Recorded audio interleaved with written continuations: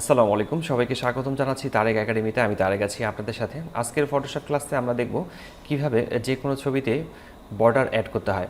Border add করতে আমরা সবাই পারি, তবে আজকে আমরা দেখব কিভাবে প্রফেশনালি যে কোনো ছবিতে বর্ডার অ্যাড করতে হয়।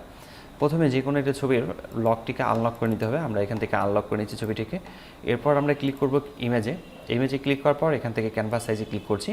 ক্যানভাস সাইজে ক্লিক করার পর আমরা এখান থেকে পিক্সেল সিলেক্ট করব। আর এখানকার যে চেক মার্কটি আছে এই চেক মার্কটিকে দিয়ে রাখতে হবে। যদি চেক মার্ক না থাকে তাহলে চেক মার্ক দিয়ে রাখবো। এরপর আমরা এখান থেকে 50 দিচ্ছি এবং হোয়াইট আমরা এখান থেকে 50 করব এবং মিডিল পয়েন্টে ক্লিক করে রাখবো। এরপর ওকে লেখাতে ক্লিক করছি। ওকে লেখাতে ক্লিক করলে চারিদিকে বর্ডার আসবে। এবার আমাদের কাজ হচ্ছে এই বর্ডারের কালারটিকে পরিবর্তন করা। আমরা অ্যাডজাস্টমেন্ট লেয়ারে ক্লিক করব। এরপর এখান থেকে ক্লিক করছি সলিড কালারে ক্লিক করার পর এখান থেকে যে কালারটি আপনার পছন্দের অথবা যে কালারটি আপনি দিতে চান সেই কালারটি সিলেক্ট করার পর ওকে লেখাতে ক্লিক করতে হবে। এরপর এখানকার যে লেয়ারটি আছে এই লেয়ারটিকে ড্র্যাগ করে ধরে এই নিচে লেয়ার রাখতে হবে, তাহলে সব দিকে বর্ডার চলে আসবে। এই অবস্থাতে আমরা প্রিন্ট করতে পারবো। ঠিক এভাবে যে কোনো ছবিতে খুব সহজে প্রফেশনালি বর্ডার অ্যাড করা যায়। আশা করি বিষয়টি বুঝতে পেরেছেন। কোথাও সমস্যা হলে কমেন্ট বক্সে কমেন্ট করে জানাতে পারেন, আমি প্রতিটি কমেন্টে রিপ্লাই করি। আজকের টিউটোরিয়ালটি এখানে শেষ করছি। দেখা হচ্ছে ফটোশপের নতুন কোনো টিউটোরিয়ালে।